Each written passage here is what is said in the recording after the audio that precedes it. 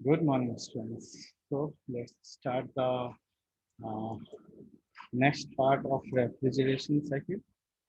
अभी तक आप लोगों ने जो पढ़ा उस चीज को एक बार रिमाइंड कर लीजिए। पहले पढ़ा आपने पढ़ा सिंपल वेपर रेफ्रिजरेशन सिस्टम। तो इसमें मैंने क्या बताया कि आपको लिखना जो है कि it is a refrigeration system where compressor is used for the movement of the refrigerant. There are five main parts. First one is the compressor, second one is the refrigerator, third one is the refrigerator, third one is the condenser, fourth is the receiver and fifth is the evaporator. ठीक है। उसके बाद आपको क्या करना है, आपको compressor की डेफिनेशन लिखनी है। तो कंप्रेसर की डेफिनेशन क्या लिखोगे, तो compressor is a device that increase the pressure and temperature of the refrigerant which is in the vapour form. उसके बाद कंडेंसर आएगा। तो कंडेंसर में आप लोग पूरे quickly, condenser is one type of heat exchanger where where the heat should be exchanged from the refrigerant to the environment. This is the natural cooling or natural convection process. In some industries or company, it is done by the forced convection with the help of some fans or blowers. Receiver is a device, or say it is a tank where the liquid refrigerant are stored in it. Then expansion wall or device. Expansion wall is a device that can be help to reduce the pressure of the refrigerant which is entered into the evaporator.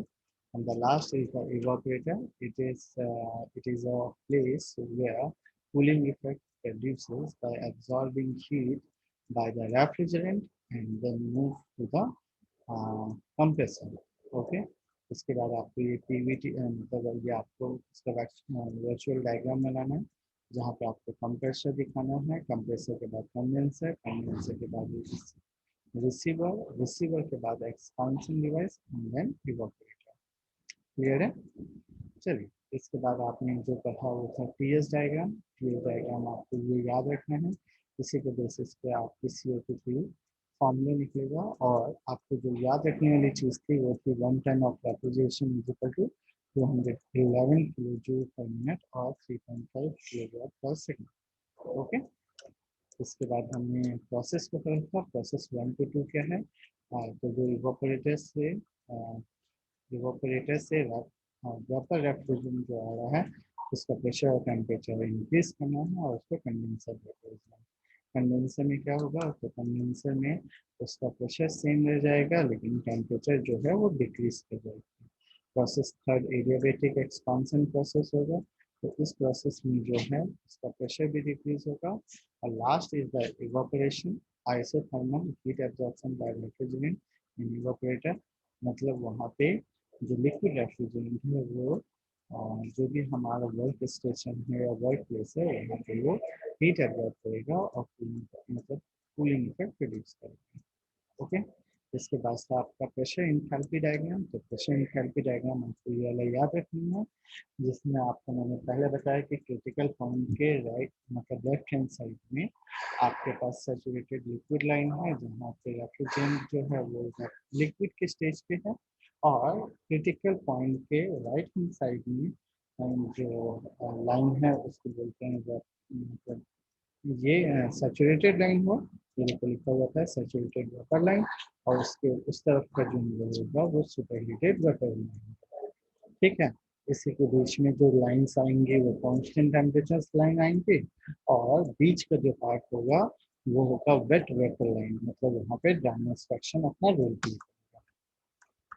इसके बाद था pH diagram. तो pH diagram मैंने आपको पहले भी बताया कि जो भी न्यूमेरिकल साइट है वहाँ पे आपको सबसे पहले देखना है कि कौन सा रेफ्रिजरेंट यूज कर रहा है। तो वो बताएगा R11, R12 या R22 ऐसे कुछ लेगा और उसके बेसिस पे आपको ये डायग्राम बनाना है। ये आपको अभी और अच्छे से समझ में आएगा। इसके बाद जो है वो अब डिफरेंट डिफरेंट प्रोसेस के बारे में बता रहे हैं कि अब कौन कौन से ऐसे कंडीशंस हैं जब जिसमें पीएच और टीएस डायग्राम्स बनते हैं। ठीक है। तो जैसे देखो, जैसे पहला एग्जांपल दिया है कि cycle with dry saturated vapour after compression. मतलब कंप्रेस हो जाने के बाद वो ड्राई सैचुरेटेड लाइन पे होगा। तो ये देखिए, अगर ड्राई सैचुरेटेड लाइन पे होगा मतलब ड्राइनेस फ्रैक्शन इजेड अपॉन 1 होगा। इस पॉइंट की बात करें ना हम लोग। तो नंबर 2 पे जो होगा वो ड्राई सैचुरेटेड हुआ। अब 2 के बाद क्या हुआ, कंडेंसर में गया और कंडेंसन के बाद वो एक्सपांसन वॉल के थ्रू आपके इवेपोरेटर में जाएगा। तो आपको ये डायग्राम याद रखना है और इस डायग्राम के बेसिस पे आपके न्यूमेरिकल सॉल्व। तो जो न्यूमेरिकल सॉल्व होते हैं वो दो तरीके से होते हैं। एक होता है एनालिटिकल मेथड और दूसरा होता है ग्राफिकल मेथड। ग्राफिकल मेथड बहुत ज़्यादा इजी है, जो मैं आपको समझाऊंगा अभी कुछ देर बाद। अभी आपको एनालिटिकल मेथड समझ। तो एनालिटिकल मेथड में ये देखो, जो पहला वाला पार्ट है ये क्या है, एक्चुअली आपने ये फॉर्मूला पढ़ा हुआ था। क्या था वो formula, H is equal to h f plus x into h f g. ठीक है, ये आपने स्टार्टिंग में भी पढ़ा था और बीएमई में भी पढ़ा था। तो ये फॉर्मूला आपको याद रखिए। इसी फॉर्मूला के बेसिस पे जहाँ इंथैल्पी था अब उसकी जगह पे एंट्रोपी आ जाएगा। ठीक है, तो जनरली ये वाला फॉर्मूला और ये जो है वो आपको स्टीम टेबल में गिवन होंगे और यहाँ पे ड्राइनेस फ्रैक्शन की वैल्यू वो बताएगा। ठीक है, मतलब क्वेश्चन में ये गिवन मिलेगा। अब अगर आपका एंट्रोपी S1 निकल के है तब उसके बेसिस पे अब देखो, जैसे आपका एंट्रोपी यहाँ पे जी स्टेज पे एंट्रोपी S1 निकल गया तो आपको ये आइडेंटिफाई हो जाएगा कि ये जो है वो सुपर हीटेड स्टेज पे है। तो कुछ टाइम पे यहाँ पे ये ट्रिक्स भी प्ले करते हैं। कैसे ट्रिक प्ले करते हैं, तो अब देखो S1 का फॉर्मूला आपने क्या लिखा है, तो फॉर्मूला लिखा हुआ है S F plus plus x into S F g. ठीक है, ये पॉइंट कौन सा हुआ, तो ये पॉइंट हुआ 1। और अब यहाँ पे अगर S2 की बात करोगे तो ये देखो, ये ड्राई सैचुरेटेड वाली लाइन पे जहाँ पे इंथैल्पी जो 1 हो जाएगी। तो इंथैल्पी अगर 1 हो जाएगी तो यहाँ का एंट्रोपी मतलब एंट्रोपी और इंथैल्पी जो होगी वो किसके इक्वल होगी, तो वो एस जी के इक्वल होगी। मतलब इस प्रेशर पे आइदर, मतलब यहाँ दो चीजें ना, ये यहाँ पे भी दिखा रहा है। आइदर आपके पास दो प्रेशर होंगे T1 एंड T2, या दो टेम्परेचर होंगे T1 और T2। अगर आपके पास T1 और T2 दिया हुआ है तो आपको पता चल गया कि T2 के पे मतलब जो भी T2 टेम्परेचर दिया होगा उस पे एस जी की वैल्यू कितनी है। तो अगर आपको एस जी की वैल्यू पता है और T1 के केस में एस एफ वन और एस एफ जी वन पता है तो आपका यहाँ से ड्राइनेस फ्रैक्शन फाइंड आउट हो जाएगा। तो कुछ टाइम्स पे ये भी बोलता है कि what is the nature of refrigerant at point 1। तो आप वहाँ पे यहाँ से मतलब ड्राइनेस फ्रैक्शन निकालोगे तो आप बोलोगे कि ड्राइनेस फ्रैक्शन कितनी है, मतलब it is in the wet vapour state. ठीक है, इसी तरीके से आपने यहाँ पे S2 निकाल लिया। अब देखो S2 से जब यहाँ पे आओगे तो ये कम्प्लीटली सैचुरेटेड लिक्विड लाइन है। तो लिक्विड लाइन पे x की वैल्यू जो होती है वो 0 होती है। तो अगर x की वैल्यू अगर मैंने 0 यहाँ पे रख दिया तो आपका जो एंट्रोपी की वैल्यू होगी वो किसके इक्वल हो जाएगी, तो एस एफ के इक्वल हो जाएगी। एंथैल्पी एंट्रोपी ऑफ फ्लूइड के इक्वल हो जाएगी। ठीक है, अब जब एंट्रोपी ऑफ फ्लूइड के इक्वल हो जाएगी तो आपका S3 की वैल्यू निकल जाएगी। मतलब T2 टेम्परेचर पे या T2 प्रेशर पे आपके पास SF की वैल्यू कितनी है वो आपको S3 की वैल्यू आइडेंटिफाई करनी है। ठीक है, अब जैसे आप ये चार्ट में जाते हो तो आपको ये आइडेंटिफाई होता है कि आपकी इंथैल्पी की वैल्यू मतलब यहाँ पे जो है वो इक्वल है। मतलब यहाँ पे जैसे आपने इंथैल्पी की वैल्यू फाइंड आउट कर ली तो अल्टीमेटली आपका इंट्रोपी भी निकल जाती है। ठीक है,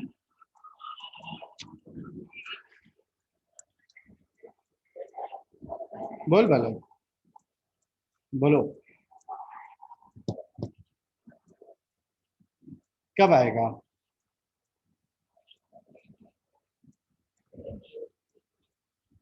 बिल्कुल ठीक है, तो तूने कॉन्टेक्ट नंबर मेरा दिया है ना, मेरा ही दिया है ना। Hello hello hello.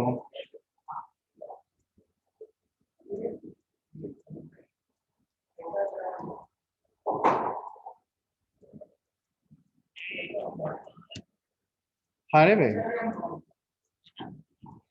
आहा, हाँ कोई बात नहीं। हाँ हाँ ठीक है, कोई बात नहीं। तो जब तेरे को कॉल करेगा तब तू बोलना कि भाई जीएससी में ऊपर चले जाइए और पूछे आनंद सर कहाँ है, तो बस मुझे वो दे देगा। हम्म, चल। क्या बात है, सॉलिड पढ़ा रहे हो।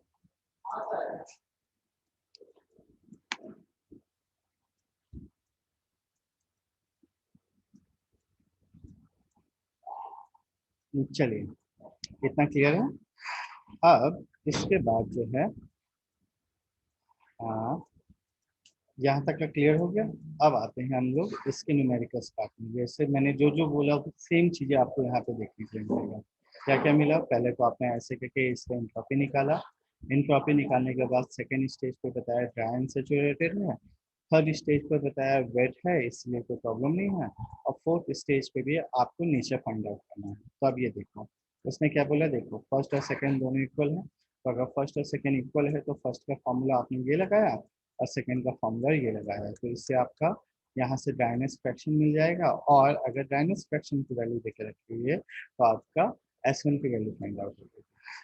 सिमिलर केसेस से आप इंथैल्पी निकालोगे, मतलब जैसे ही ड्राइनेस फ्रैक्शन आपने निकाल लिया, ड्राइनेस फ्रैक्शन की वैल्यू यहाँ पे रखी, तो अल्टीमेटली इंथैल्पी आपका होगा। सेकेंड वाला पार्ट हो गया, थर्ड वाला पार्ट हो गया। और सिमिलरली आपका H3 की वैल्यू H4 की इक्वल होती है, तो जनरली दोनों का वैल्यू सेम ही आएगा। और बाय डिफॉल्ट अगर आपको नीचे पूछता है तो आपको वहाँ पे X4 की वैल्यू फाइंड आउट करनी है। ये क्लियर। चलिए, यही चीज इतनी बताया। अब यहाँ पे देखो उसने कंप्रेसर वर्क बताया, तो हम लोग ने ऑलरेडी पढ़ लिया है क्या, H2 माइनस H1। और रेफ्रिजरेटिंग इफेक्ट क्या होता है, तो H1 minus H2। Ultimately COP का फॉर्मूला क्या बना, H1 minus H4 upon H2 minus H1। ये आपने पढ़ के रखा हुआ है ना। चलिए, अगर यहाँ तक की बातें आपको समझ में आ चुकी हैं, तब सेकेंड स्टेज पे चलते हैं। यहाँ पे स्टेटमेंट दिया है कि cycle with super heated vapour after compression. Compress हो जाने के बाद जो हमारा वेपर है वो सुपर हीटेड। तो जब हमने पहला केस पढ़ा था तो याद है अपन ने सुपर हीट की बात की थी। ये वो चीज के बारे में बता रहे हैं, ठीक है। तो जब आप इसका पीएच चार्ट बनाओगे तो देखो सेम प्रोसेस है। वन से ही स्टार्ट होगा, सैचुरेटेड लाइन से। तो हमने सैचुरेटेड लाइन से वन से स्टार्ट किया किया किया किया, कब तक लेके गए आगे, जब तक ये वाली लाइन आपको मिलनी है। याद रखिएगा पूरे न्यूमेरिकल में आइदर पी की वैल्यू या पी की वैल्यू आपके पास गिवन हो गई होनी चाहिए, बिना इसके आप न्यूमेरिकल्स सॉल्व नहीं कर सकते। ठीक है, तो जैसे आपको 2 मिल गया, 2 के बाद आपका 3, 4 और 1। अब इस चीज को यहाँ पे समझो। तो जैसे आपने यहाँ पे दिखाया कि 1 से 2 प्रोसेस में गया, मतलब सुपर हीट किया, तो सुपर हीट के केस में आपका एंट्रोपी का फॉर्मूला चेंज हो जाता है। एंट्रोपी क्या हो जाता है, तो एंट्रोपी हो जाएगा Sg plus Cp natural of T2 upon T2 upon T2 dash. ठीक है। अब T2 अपॉन T2 डैश कैसे याद रखोगे, तो आपको मेरे ख्याल से ये याद है क्या, H super is equal to क्या होता है, Hg plus T Cp T super minus T saturated. ठीक है। टी सुपर की वैल्यू कहाँ से मिलती है, तो जनरली आपको गिवन दिया हुआ रहता है। और टी टू गैस की वैल्यू आपको स्टीम के वन में मिलती है। मतलब जो आपकी प्रेशर वाली लाइन रहेगी, प्रेशर के बाद टेम्परेचर वाली लाइन रहेगी, तो ये जो टेम्परेचर वाली लाइन है, इस लाइन की वैल्यू आपको टी टू गैस मिलती है। ये आपको याद रखनी है। क्लियर है। तो बस ये दो फॉर्मूले ही बदले हुए हैं, बाकी सब कुछ एज इट इज है। तो ये याद रखिएगा कि T super minus T saturated. T super आपको क्वेश्चन में गिवन होगा और टी सैचुरेटेड आपको स्टीम टेबल से मिलेगा। क्लियर है। देखिए आपको ये पीएच चार्ट है, और बस उसमें और कुछ नहीं है। थर्ड केस है कि when cycle with wet vapour after compression. अब आफ्टर कंप्रेशन किसी भी मतलब, अब आपका जो कंप्रेसर है वो वर्क कर रहा है और बाय डिफॉल्ट वो सैचुरेटेड लाइन तक नहीं पहुंचा। तो जब सैचुरेटेड लाइन तक नहीं पहुंचेगा तो आपको ये याद रखिएगा कि आपको यहाँ पे X2 की भी वैल्यू फाइंड आउट करनी पड़ेगी कि इंथैल्पी का नेचर कैसा है वो, सॉरी, ड्राइनेस फ्रैक्शन कैसा है या रेफ्रिजरेंट कैसा है, आपको उसका नीचे बताना है। तब फिर आपको यहाँ पे भी सेम फॉर्मूला लगाना पड़ेगा। T2 इज इक्वल टू क्या होगा, तो सॉरी H2 क्या होगा, तो SF2 plus H2 into SFG2। ठीक है, जैसे ये आप रखेंगे तो उसकी वजह से आपका H2 की वैल्यू फाइंड होती है। ओके, चलिए उसके बाद आया cycle with super heated vapour before compression. अब अगर ऐसा कोई रीजन हो जाए जिसकी वजह से मतलब रेफ्रिजरेंट इतना लोडेड हो जाए, मतलब आपने बहुत ज़्यादा फ्रिज में सामान भर दिया तो वो हीट को एब्जॉर्ब करने की वजह से वो सुपर हीट स्टेज पर पहुंच जाएगा। तो सुपर हीट स्टेज पे पहुंच जाएगा तो आपको ये वाला पॉइंट याद रखना है। ठीक है, ये पहला आपका 1 डैश हो जाएगा और दूसरा 1 हो जाएगा। सेम रूल्स फॉलो करोगे। S1 में आपका सुपर हीटेड वाला फॉर्मूला, इसी तरीके से आपका T super minus T saturated वाला फॉर्मूले से आप एंथैल्पी एस H1 और S1 निकालोगे। सेम प्रोसेस H2 और S2 निकालोगे, और जो प्रोसेस पुराने टाइम पे करते हो वही है, चेंजेस नहीं होंगे। अब लास्ट आता है साइकिल विथ अंडर कूलिंग और सब कूलिंग ऑफ लिक्विड नाइट्रोजन। तो मेरे ख्याल से मैंने आपको याद था, आपको बताया था कि यहाँ पे जो लाइन्स होती हैं वो सब कूल रीजन पे होती है। तो सब कूल क्यों किया जाता है, तो देखो एक्चुअल आपकी इतनी है लेकिन आइडियल में जब जाओगे तो मतलब एक्चुअल आपकी इतनी होती है, लेकिन अगर मैंने उसको सब कूल कर दिया तो हमारी अब जो है वो एफिशिएंसी बढ़ जाती है।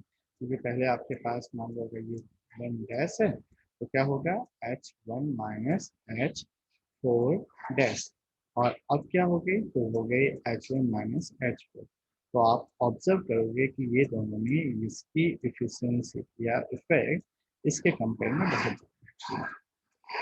ठीक है, चलिए अब आते हैं न्यूमेरिकल्स के पास में। तो देखो सबसे पहले मैंने आपको जो वर्ड बोला वही वो चीज़ें ऑब्जर्व करो। सबसे पहले आपका रेफ्रिजरेंट आपको देखना है, तो इसमें लिखा हुआ है कि R12 रेफ्रिजरेंट आप यूज कर रहे हैं। तो R12 यूज कर रहे हैं, अब उसके बाद उसने दो वर्ड्स दे दिए, तो आपको पता चल गया कि ये टेम्परेचर बेसिस पे दिखा रहा है। ठीक, मतलब मैंने आपको क्या क्या बताया था कि आइदर वो प्रेशर देगा या टेम्परेचर देगा, तो उन्होंने टेम्परेचर दे के रखा है। तो स्टेटमेंट के क्या लिखा है, vapour compression system has saturated suction temperature of -5 degree Celsius. मतलब जो वो सक कर रहा है, मतलब अल्टीमेटली नीचे वाला टेम्परेचर जो है वो -5 दे के रखा है। And saturated discharge temperature is 40 degree Celsius. तो ऊपर का जो डिस्चार्ज टेम्परेचर दे के रखा है वो 40 दे के रखा हुआ है। The refrigerant vapor is dry saturated at the section of compression। तो हमने क्या बताया था कि ये वाली जो लाइन है वो ड्राई सेचुरेटेड की है, मतलब आपको ये पॉइंट पता चल गया कि ये नंबर 1 हो गया। ठीक है, and become super heated after compression. तो आपको ये पता चल गया है कि अब वो सुपर हीट हो चुका है। तो for 1 ton of refrigeration capacity, अब देखो क्यू की भी वैल्यू उसने दे के रखी है। क्यू की वैल्यू कितनी हुई, तो 1 TR बोल रहे हैं। ठीक है, टन ऑफ रेफ्रिजरेशन को TR बोलते हैं।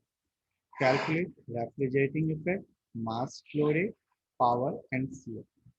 ठीक है, अब देखो यहाँ पे एक वर्ड लिखा है पावर, और हमने जो पढ़ा था हमने वर्क डन पढ़ा था।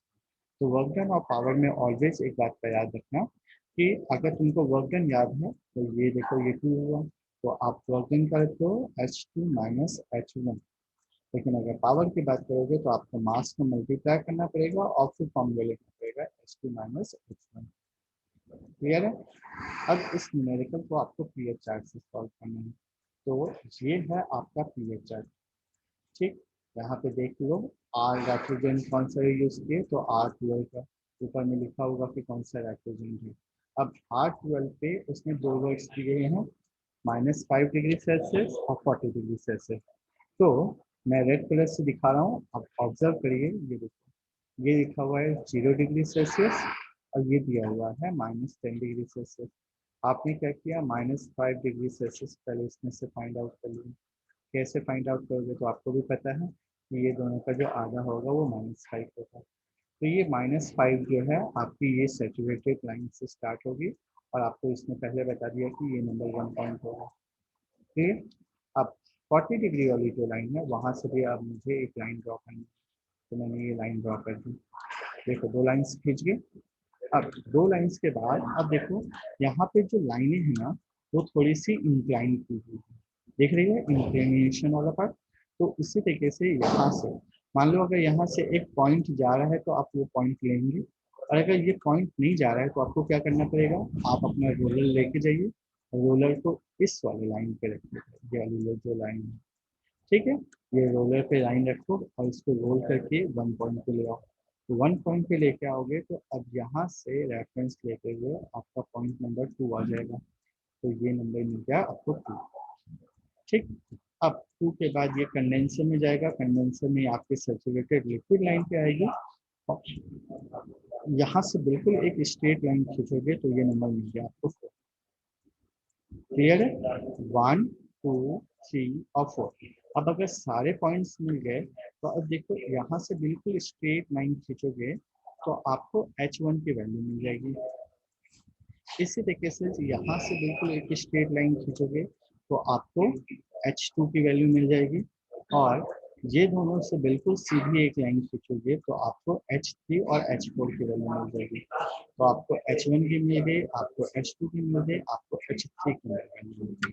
अगर तीनों वैल्यूज मिल गई है तो आपका रेफ्रिजरेटिंग इफेक्ट का फॉर्मूला क्या बनता है, तो फॉर्मूला बनता है H1 माइनस H4। तो H1 और H4 की वैल्यू जब आपने निकाल लिया तो आपका रेफ्रिजरेटिंग इफेक्ट आ गया। अब इस क्वेश्चन में वापस आओ, उसने बोला रेफ्रिजरेटिंग इफेक्ट के बाद मास फ्लो रेट निकालना है, तो देखो Q की वैल्यू ऑलरेडी उसने 110 लिख के रखी है, तो 110 इज इक्वल टू क्या हो गया, आपका फॉर्मूला बना M into H1 minus H4। अब H1 H4 की वैल्यू पता है, अब 110 ऑफ रेफ्रिजरेशन क्या होता है, तो ये होता है 211 किलो जूल पर मिनट। तो अब ये वाले पार्ट को यहाँ पे डिवाइड में ले आओगे, इसकी वैल्यू जो भी आएगी वो डिवाइड में आ जाएगी, तो आपका मास फ्लो रेट जो है वो केजी पर मिनट में निकल जाएगा।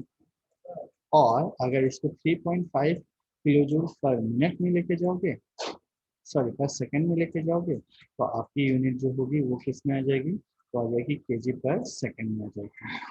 ठीक है। अब केजी पर सेकंड में आपने मास फ्लो रेट निकाल लिया, पावर निकालने का फॉर्मूला क्या है, H2 माइनस H1, इसके साथ M का मल्टीप्लाई कर दोगे तो पावर आ जाएगा। अब पावर दे के रखा हुआ है आपके पास, रेफ्रिजरेटिंग इफेक्ट दे के रखी हुई है, तो आप COP ऑफ द सिस्टम निकाल सकते हैं। ठीक है, ये देखिए नेक्स्ट स्लाइड में ये पूरा उसका प्रोसीजर है। उसके बाद उसने इंथैल्पी की वैल्यूज दे के रखी है, और अब ये आपका सोल्यूशन। रेफ्रिजरेटिंग इफेक्ट क्या होता है, H1 माइनस H4, तो उसने H1 माइनस H4 निकाल लिया। अब मास फ्लो रेट के उसने क्या लिखा, Q is equal to M into H1 minus H4। अब M इज इक्वल टू क्या हुआ, Q अपॉन दिस वन, और इसने किलो जूल पर सेकेंड में निकाला। ठीक है, और बाद में इसको आप मिनट में भी निकाल सकते हैं, मतलब दोनों में कोई भी कर सकते हो, उससे कोई प्रॉब्लम नहीं है। अब आया power required to the compressor, तो पावर रिक्वायर्ड क्या है, तो M into H2 minus H1 आपकी वैल्यूज हैं, आपने पावर रिक्वायर्ड निकाल लिया। पावर के बाद क्या आएगा, तो अब आएगा COP ऑफ द सिस्टम। तो COP क्या होता है, तो 3.5, या मतलब 110 दिया हुआ है तो 3.5 डिवाइडेड पावर, या अगर तुम इससे निकाल दो तो इससे ऑन तो रेफ्रिजरेटिंग इफेक्ट अपॉन में वर्क करना। याद रखिएगा, आपने इसमें M का मल्टीप्लाई नहीं किया तो इसमें भी आपको M का मल्टीप्लाई नहीं करना। क्लियर है, या डायरेक्टली फॉर्मूला लिखोगे H1 minus H4 upon H2 minus H1। Clear है, ये न्यूमेरिकल सॉल्व करिएगा, और अगर कोई प्रॉब्लम आए तो आप मुझे बताइए। अब इसने इसको एनालिटिकल भी सॉल्व किया है। एनालिटिकल कैसे सॉल्व करना है, तो सबसे पहले आपको स्टीम टेबल मांगना है। स्टीम टेबल या रेफ्रिजरेंट टेबल में R12 की प्रॉपर्टीज को जानना है। तो R12 की प्रॉपर्टीज पे आपको 40 डिग्री सेल्सियस स्टीम टेबल में ये वैल्यूज गिवन है। क्या, H2 की वैल्यू दिया हुआ है, H3 की वैल्यू दिया हुआ है, मतलब ये दोनों वैल्यू दी हुई है। इसी तरीके से H2 भी निकाल लोगे और CT की वैल्यू वहाँ पे गिवन है, तो ये सारी वैल्यूज वहाँ से निकाल लो।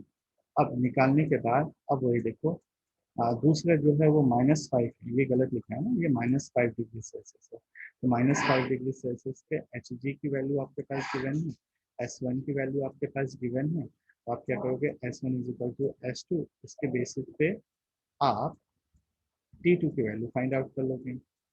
ठीक है, T2 की वैल्यू क्या हो तो 1.0203 इंटू T2 डैश, और वो आपका यहाँ पे केल्विन में निकल जाएगा। अब इसी तरीके से H2 की वैल्यू फाइंड करोगे तो H2 क्या होगा, H2 डैश प्लस Cp और दिस वन, तो आपका H2 निकला है, और H3 और H2 आपके पास है, तो आप सेम फॉर्मूला करोगे।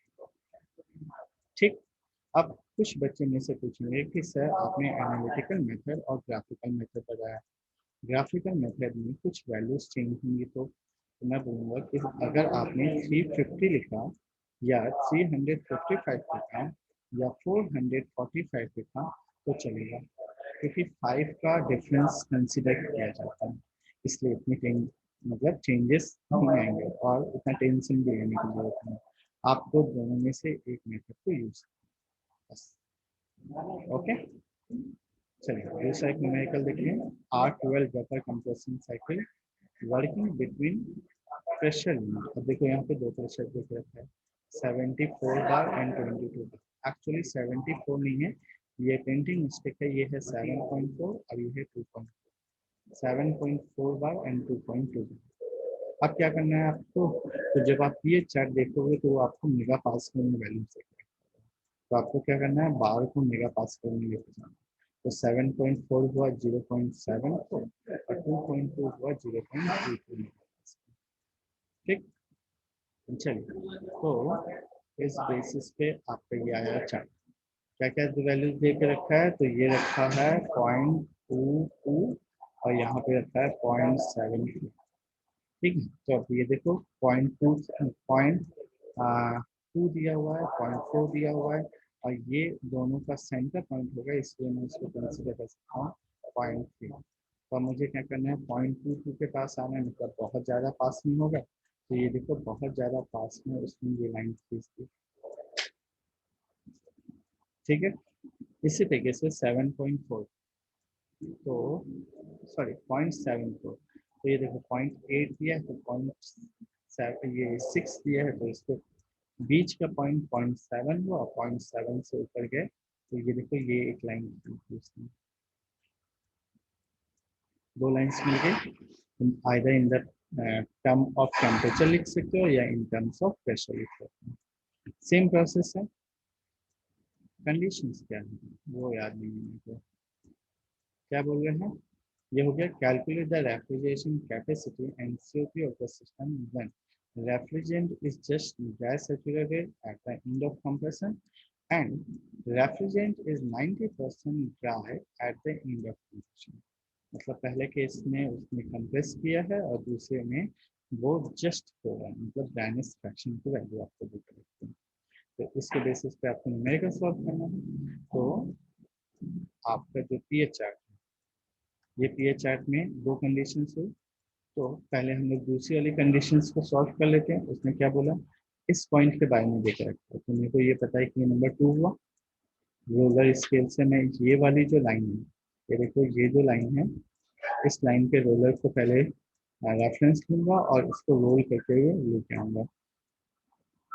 तो रोल करके जहाँ पे लेके आया वो पॉइंट मेरा नंबर 1 हुआ, नंबर 1, नंबर 2, यहाँ पे नंबर 3 और ये नंबर 4। ठीक है, चलिए तो अब मुझे ये देखो ये पॉइंट पे जैसे ही मैं आ गया, मेरे पास Hg2 की वैल्यू दी हुई है, बराबर है, Hg2 की वैल्यू दिए गए है, तो क्या मैं H1 की वैल्यू निकाल सकता हूँ, तो बोलोगे हाँ सर आप निकाल सकते हैं। कैसे निकाल सकते हैं, तो अगर Hg2 की वैल्यू मेरे पास दिया हुआ है, तो मैं इससे H1 की वैल्यू फाइंड आउट करूंगा। तो H1 की वैल्यू फाइंड आउट कैसे करूंगा, तो मेरा फॉर्मूला यहाँ पे, एक मिनट में ये चीज़ आपको यहाँ पे दिखा दे रहा हूँ, तो आपको डाउट नहीं होगा। ड्राई सेचुरेटेड, ये देखो यहाँ पे देखो, अगर मतलब इस केस में क्या हो रहा है, इस केस में जो है सुपर हीटेड, ये यहाँ पे है। ठीक है, ये देखो यहाँ पे दोनों की एंट्रोपी सेम है, ठीक है। अगर दोनों की एंट्रोपी सेम है तो अब वापस अगर मैं क्वेश्चन पे आता हूँ, ठीक है, अगर दोनों की एंट्रोपी सेम है तो मेरे को क्या करना पड़ेगा, S1 is equal to S2 के फॉर्म में जाऊंगा। S1 की वैल्यूज मेरे को स्टीम टेबल में मिल जाएंगी, तो ये मैं निकालूंगा।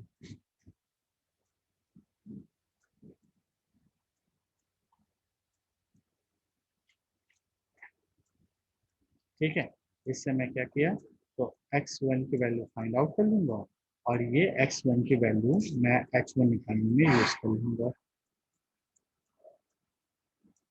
ठीक है, ओके। अब देखो, h1 की वैल्यू निकल गई, h2 की वैल्यू जो होगी वो hg के थ्रू होगी, तो h2 की वैल्यू मिल गई, h2 की वैल्यू, h3 की वैल्यू जो है वो h4 के इक्वल आएगी और वो स्टीम टेबल में HF3 के इक्वल हो जाएगी। मतलब H1 निकल गया, H2 निकल गया, H3 निकल गया, तो अपना न्यूमेरिकल सॉल्व। कैसे, refrigerating effect M into H1 minus H2। अब अगर मास फ्लो रेट आपको देके रखा है 5 kg, क्वेश्चन में आपके पास मास फ्लो रेट दिया हुआ है 5 kg पर मिनट, तो आपने क्या किया, 5 का मल्टीप्लाई करके निकाला तो आपकी यूनिट मिनट में आई। ठीक है, अब इस मिनट को अगर मैं 211 से डिवाइड कर दूँ तो वो टर्म्स ऑफ रेफ्रिजरेशन में आ जाएगी। नहीं भी करोगे तो भी चलेगा, इसमें ये वाला पार्ट जरूरी नहीं है, बस ये वाला पार्ट जरूरी नहीं है। ठीक है, अब COP क्या होता है, तो COP होता है H1 minus H4 upon H2 minus H1। ये वैल्यूज को रखोगे तो आपको COP फाइंड आउट हो जाएगा। ठीक है, अब सेकेंड वाला केस क्या बोल रहे हैं कि जस्ट ड्राई एंड सैचुरेटेड दे के रखा है जिसकी ड्राइनेस फ्रैक्शन देके रखी है। तो अगर ड्राइनेस फ्रैक्शन देके रखी है और आपको पीएच चार्ट देखना आता है तो आपको ये पता चल गया कि वो इस लाइन पे नहीं आ रहा है, इससे पहले कहीं पे वो स्ट्राइक कर रहा है, तो वो पॉइंट नंबर 2 आ गया। फिर मेरे को क्या करना है, ये रेफरेंस लेके इसके बेसिस पे ये जहाँ पे भी आ रहा है उसे पॉइंट 1 दे देना है। ठीक है,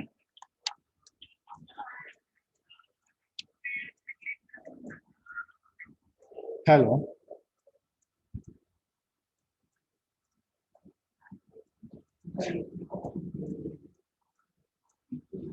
मैं बता दूंगा, बिल्कुल ठीक है, मैं बता दूंगा। हाँ हाँ हाँ, मैं देख लूंगा, हाँ। अच्छा, बिल्कुल ठीक है, मैं ढूंढ लूंगा। चलेगा, ठीक है, मैं देख लूंगा, हाँ।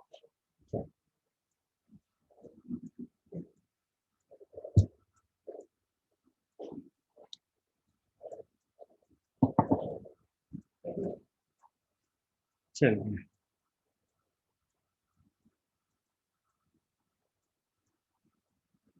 ठीक है। तो अब हमने मेरे पास यहाँ पे जो है, अब x2 की वैल्यू पूछी है, तो अगर मुझे h2 की वैल्यू ऑलरेडी गिवन है तो मैं क्या करूँगा, HF2 और HFG2 की वैल्यू स्ट्रीम टेबल से फाइंड आउट कर लूँगा, इसमें x2 का मल्टीप्लाई कर दूंगा तो मेरे पास h2 की वैल्यू आ जाएगी। और जैसे S2 की वैल्यू आएगी इसी तरीके से मैं S2 की वैल्यू निकालूंगा और S2 की वैल्यू निकालने के साथ मुझे S1 की वैल्यू आ जाएगी और इसके बेसिस पे मेरा H1 की वैल्यू फाइंड आउट। तो जैसे H1 की वैल्यू फाइंड हो गई, H2 की वैल्यू फाइंड हो गई, H3 कॉमन रहेगा दोनों के लिए, तो हमारा रिजल्ट आ जाएगा। ये देखो, H1 डैश निकाला उसने, H2 डैश निकाला उसने, H3 और H4 की वैल्यू सेम है। तो हमारा जो इस बार इक्वेशन बनेगा वो कुछ इस तरीके से बनेगा। क्लियर है?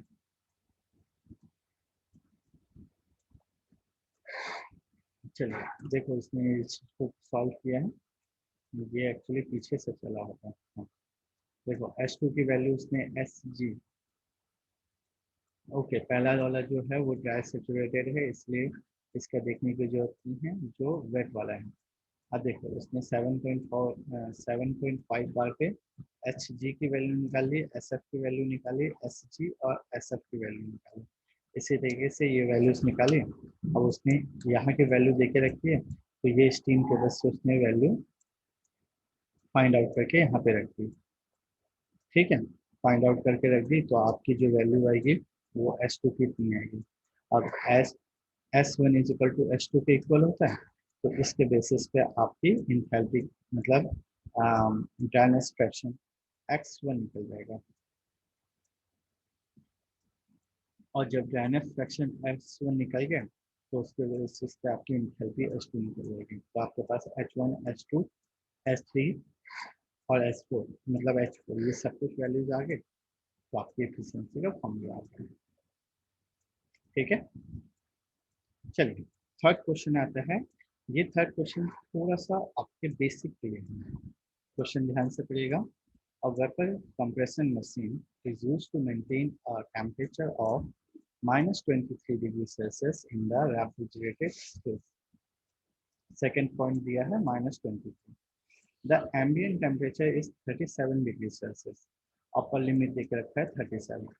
The compressor takes in the gas saturated vapor of R12. A minimum 10 degree temperature difference is required at the evaporator as well as condenser. So there is no subcooling of liquid. If the refrigerant flow is 1 kg per minute, find the tonnage of refrigeration. मतलब हम लोग को TR find out करना है, power required and ratio COP of cycle to COP of Carnot, तीन चीजें निकालना है। तो जब भी ये 10 डिग्री का डिफरेंस आएगा तो अभी के लिए आपको ये याद रखना है कि जैसे -23 दिया हुआ है और डिफरेंस दिया है -10 डिग्री का, तो आपका ये क्वेश्चन हो जाएगा -33, ठीक है। इसी तरीके से जब 37 लिखा हुआ है तो ये याद रखिएगा नीचे की ओर नीचे जाते हैं और ऊपर की ओर ऊपर जाते हैं, तो ये +10 डिग्री हो जाएगा, इसलिए ये 47 डिग्री सेल्सियस, ठीक है। ये आप हायर क्लासेस में पढ़ोगे कि जब भी आप जब अपना पीएच चार्ट बनाते हो जहाँ पे दो वर्ड्स लिखा हुआ है ना, एक रेफ्रिजरेटिंग स्पेस और दूसरा जो है वो एम्बिएंट टेम्परेचर, तो एम्बिएंट यहाँ पे आया और दूसरा यहाँ पे आया, तो जब भी 10 डिग्री का डिफरेंस होगा तो 10 डिग्री का डिफरेंस ये पार्ट नीचे की ओर जाता है और ये पार्ट ऊपर की ओर जाता है, इसलिए यहाँ पे हम लोग माइनस के साथ माइनस करके उसको प्लस करते हैं और ऊपर प्लस के साथ प्लस करके उसको प्लस, ठीक है। तो अब देखिए आपका जो डिफरेंस हुआ वो क्या क्या हुआ, तो -23 -10 इज इक्वल टू -33, ठीक है। और दूसरा जो है वो है 37 + 10 इज इक्वल टू 47। अब इसको हम लोग ने केल्विन में बदला, एक्चुअली इससे पहले वाले में नहीं बदला था। उसका रीजन क्या था, उसका रीजन ये है कि अब आपको COP ऑफ कार्नोट साइकिल भी निकालनी है। तो अगर COP ऑफ कार्नोट साइकिल का फॉर्मूला याद करोगे तो एक्चुअली आप लोग याद करते थे T1/T1 - T2। T1 क्या था, एक्चुअली व्हाट वी गेट था, मतलब हम लोग को उसमें इंजन था, तो इंजन के केस में T1/T2 था, लेकिन ये फ्रिज है इसलिए इक्वेशन चेंज हो जाएगा, इसलिए इक्वेशन क्या बनेगा T2/T1 - T2, याद रहेगा, ये याद कर लीजिएगा, ठीक है। तो ये आ गया 240 डिवाइडेड बाय 320 - 240। चलिए पहले इस चीज को देख लेते हैं। तो COP ऑफ कार्नोट कितना आया, T2/T1 - T2, इसके बेसिस पे आपका कार्नोट एफिशिएंसी या COP आ गई। अब टनेज ऑफ रेफ्रिजरेशन और पावर रिक्वायर्ड चाहिए, तो आपको मास फ्लो रेट पहले दे के रखा है, इसलिए एम के साथ कोई प्रॉब्लम नहीं है, केवल H1 H2 निकालना है।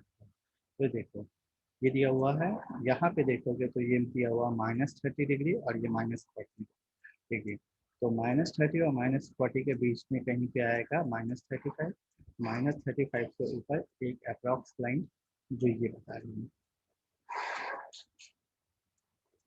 क्वेश्चन में क्या बोला कि कंप्रेसर में एंटर होने से पहले वो ड्राई सेचुरेटेड था, इसलिए फिर से हमने एक रोलर लिया, रोलर को रोल किया और ये चीज को ऊपर लेके गए, तो ये देखिए ये ऊपर लेके गए और ये पार्ट यहाँ से कट कर रहा है, क्यों कट कर रहा है, तो ये 40 और 50 के बीच की 45 से ऊपर, तो मेरी ये लाइन यहाँ से खींच गई, तो मेरे को पॉइंट मिल गया 2, मुझे पॉइंट मिल गया 1, मुझे पॉइंट मिल गया 3 और 3 को जब नीचे खींचूंगा तो मेरे को पॉइंट मिल गया 4।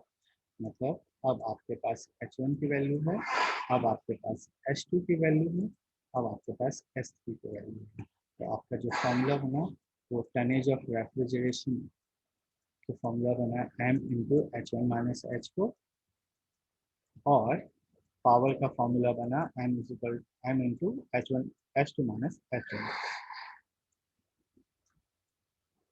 बस उसके बेसिस पे ये देखो एक क्वेश्चन को उसने सॉल्व किया और इससे उसने CO2 फाइंड आउट कर लिया। अब दोनों का रेशियो जो बोला वो आपने निकाल लिया। ये जो 3 न्यूमेरिकल्स मैंने समझाए हैं ये तीनों न्यूमेरिकल्स 7 मार्क्स में पूछे जाते हैं। तो अच्छे से न्यूमेरिकल्स को कर लो। ये न्यूमेरिकल को सक्सेस करने के लिए बस दो चीज़ों को समझना जरूरी है, आइदर प्रेशर और टेम्परेचर के बेसिस पे रोल प्ले करना है और एक सिंपल सा डायग्राम कुछ इस तरीके से बनेगा हर बार अलग अलग, वो आपको समझना है कि वो कैसे बनेगा। जब ये वाला पार्ट समझ में आ जाएगा तो आपका एक क्वेश्चन खत्म हो जाएगा। ठीक है। और अगर आपने नंबरिंग मेरे जैसे की है तो 1 2 और 3 4, तो ये पार्ट आ गया आपका रेफ्रिजरेटिंग इफेक्ट का और ये आ गया work done by the compressor. ठीक है। अब कुछ टाइम जो है जीटीयू इसमें भी होशियारी मारते हैं। जीटीयू जो बोलता है वो उनका कहना है कि भाई मैं आपको स्टीम टेबल नहीं दूंगा, स्टीम टेबल या पीएचआर या साइकोमेट्रिक टेबल मोलर चार्ट कुछ भी नहीं। अब वो केवल इस टाइप्स के न्यूमेरिकल देगा जिसमें आपको जो भी वैल्यू चाहिए वो आपके पास यहाँ पे गिवन देके रखा होगा। ठीक है। तो ये न्यूमेरिकल्स को करने से पहले म्यूट प्रेस करिए और नेक्स्ट लेक्चर में मैं ये न्यूमेरिकल्स आपको समझाऊंगा। अभी के लिए थैंक यू।